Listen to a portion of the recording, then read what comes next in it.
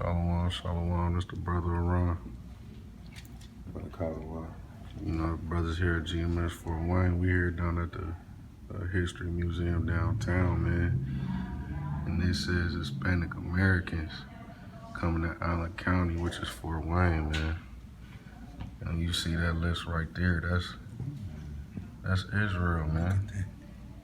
Talking about Christopher Columbus and different things. It's all kind of tying in. The Northern Kingdom had a lot to do with this place.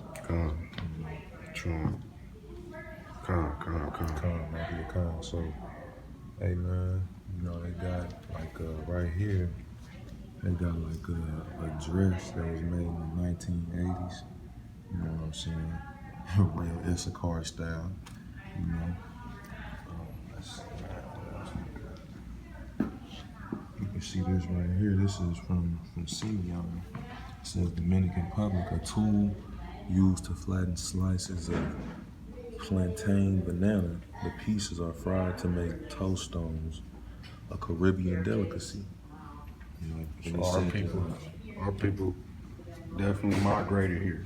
And they Allen County, it says that Allen County used certain tools that Jake used. See, they said that right here. They said Simeon was using this tool first, and they brought it here to Fort Wayne. It says the press was brought to Allen County from the Dominican Republic in 1995 by the Montesino family, who continued to use the it's called the tostanera for meal preparation in their home. So, you know, like the scriptures say, man, Jacob is the former of all things. You know, and you have Esau, they love to,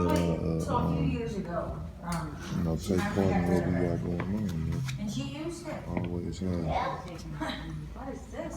I got that, the beast of that, the image of that beast 1900. back there. But yeah, this just hitting on the northern. And you got your, you know, typical Jake section, man. Ain't too much. They show you the Don't Greek go too far back. You know, they show you the Greeks, man. The Greeks of our people. You know, the ones who fitted into society and became American household names. You know, they don't show you the standouts, you know, so to speak, the outspokenness.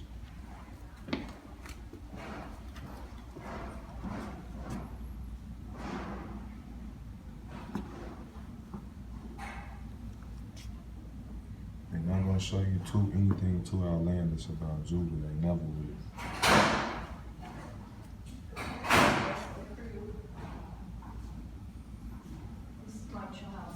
Yeah, I just wanted to read this sign real quick. African Americans had lived at the Three Rivers as early as the 1790s, but they did not establish a large population until well into the 20th century. Lured by the industries of Fort Wayne, because you know they was hoping for a better life, man. You know,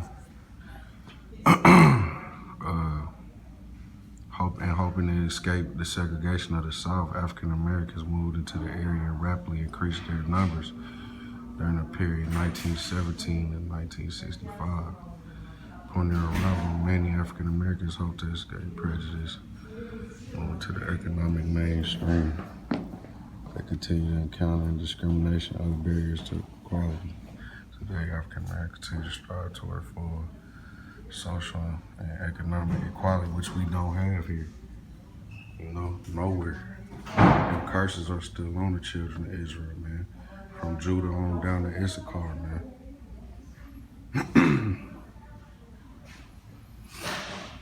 And there's a map showing you the migration. Look. An Indiana law of 1831 required that a bond of $500 be posted by all blacks entering the state as surety against their becoming paupers and for their good behavior. If bond could not be posted, the township overseers of the poor could have the black person removed from the state or hired out for 6 months.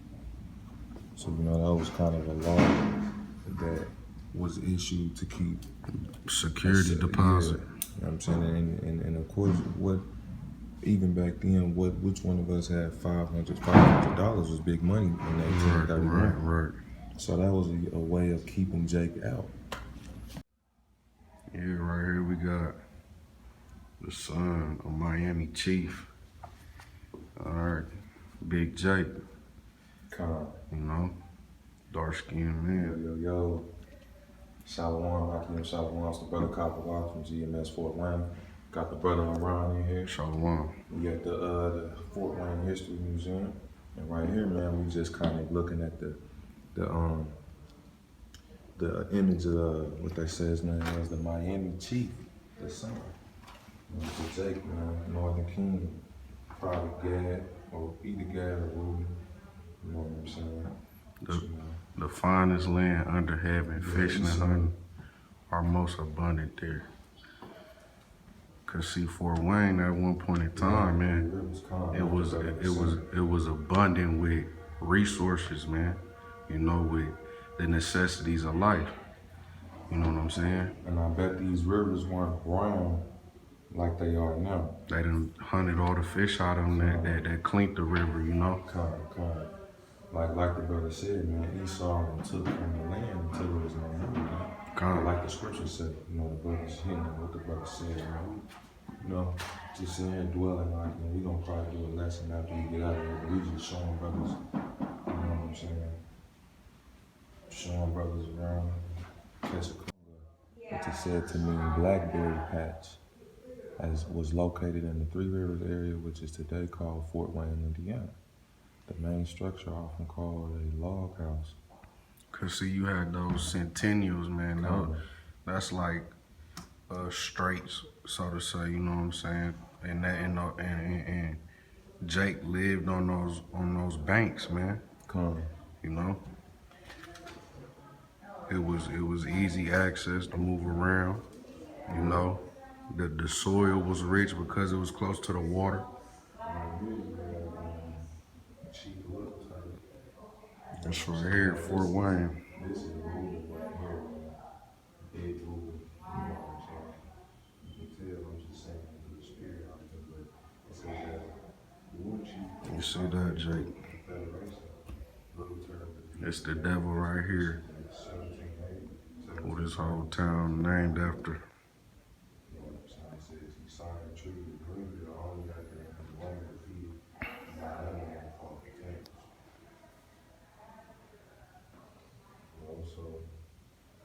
I'm just heading on to show you brothers can get more edified through the power and spirit of Yahawah, Bahasham, Yahawashi.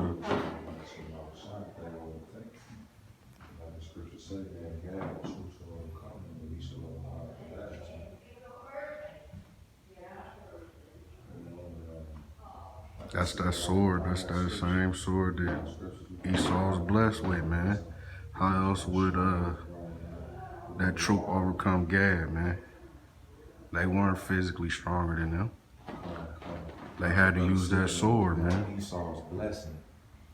This right here. And it so happened that it's right next to the devil in his bed. With the big boy flag in the back. This is 2 Ezra 11:45. And therefore appear no more thou eagle, nor thy horrible wings, nor thy wicked feathers, nor thy malicious heads, nor thy hurtful claws, nor all thy vain body. That all the earth may be refreshed, and may return being delivered from thy violence, and that she may hope for the judgment and mercy of them that made her. Which is Yahawah, Bahasham, Yahawashi. And you know this devil, they take pride in their eagles, man. You know what I'm saying? And like the scriptures say, appear no more. Why? Because y'all haven't done anything but harm the earth and the inhabitants thereof.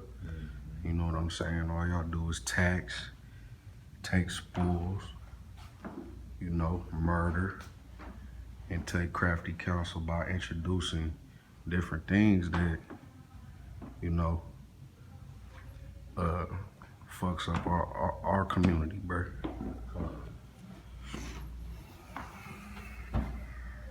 What this say?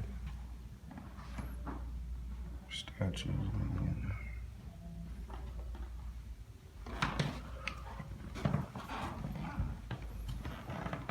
There's different tools, man, and stuff.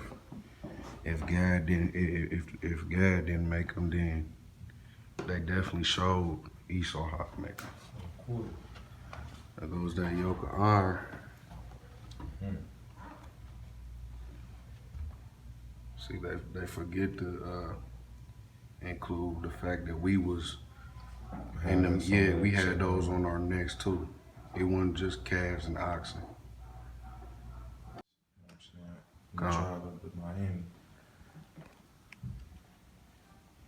Tribe of Gad or tribe of Reuben. I don't know if brothers can see him. So like our people is definitely here, man. You know, it says immigrants Trump. The Trump belonged to Louise Albersmeyer. I know that last name too. Immigrated for Wayne there.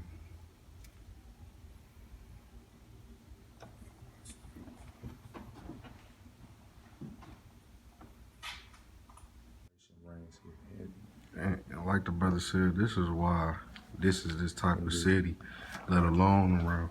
Let me get your scripts. Let alone around the whole world, man. That women's rights shit didn't do nothing but mess the Israelite life up, man. And as you see here in Fort Wayne, that spirit reigns heavy, man.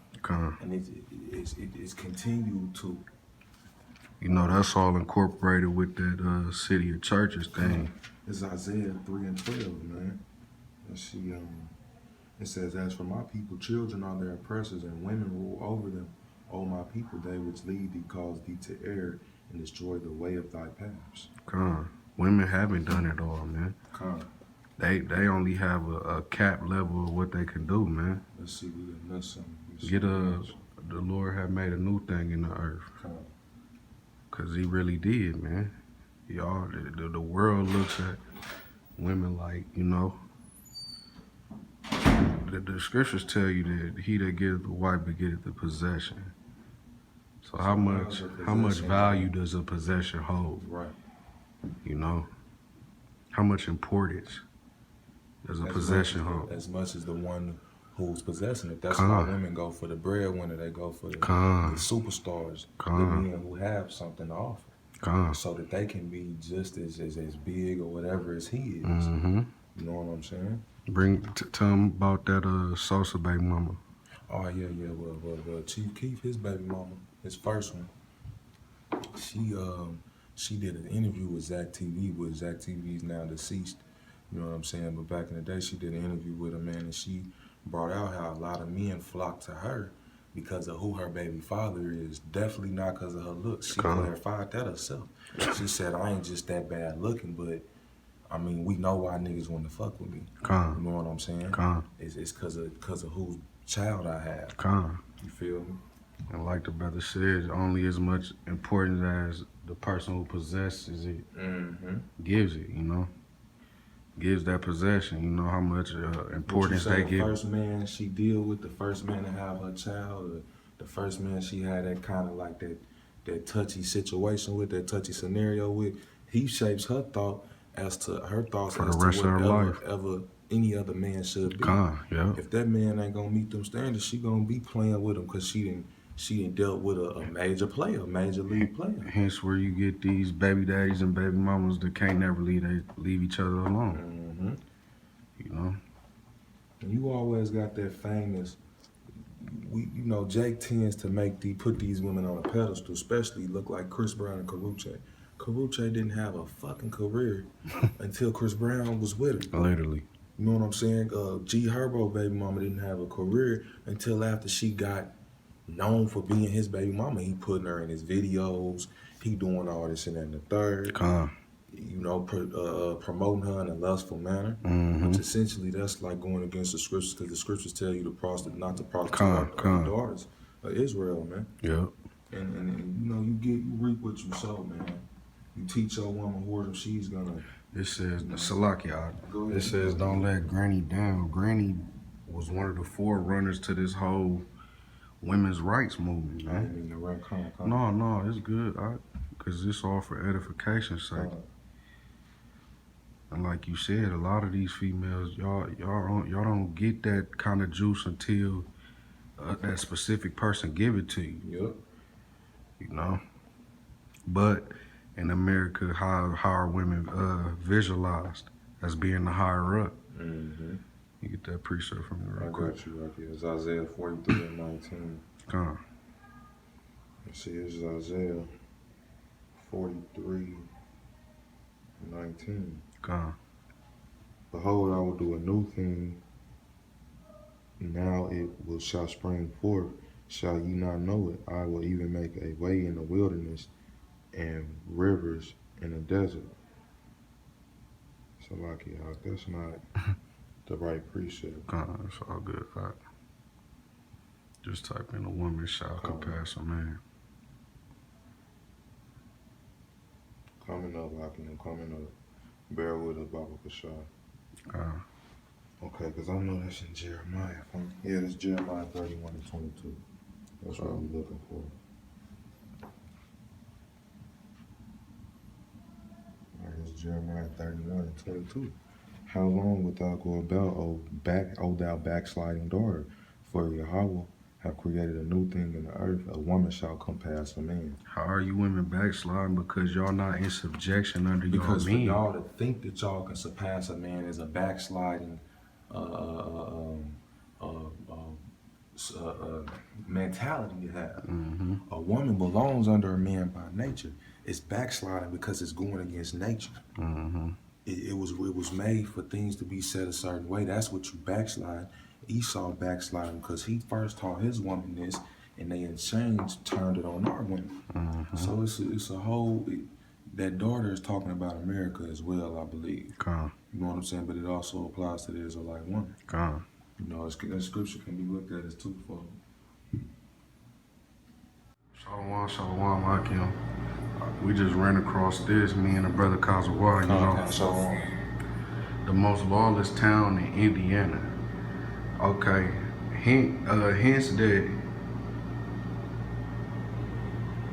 I don't know, is that a speaker? Is they listening to us?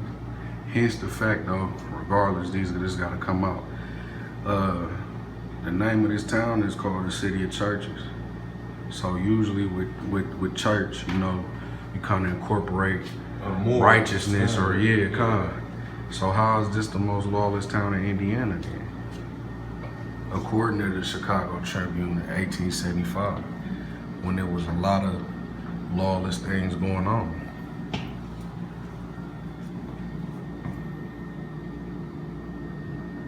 That got some demons on Yeah. A souvenir to McDonald's it. family. You can't souvenir shit like that. Con. That part got blood on it. Mm-hmm. For sure. You know? But we're gonna end off this lesson by giving all praises, honor, and glory, which is due to Yahawah, Bahasham, Yahawashi, Bahasham, Rawchaa, Qadash.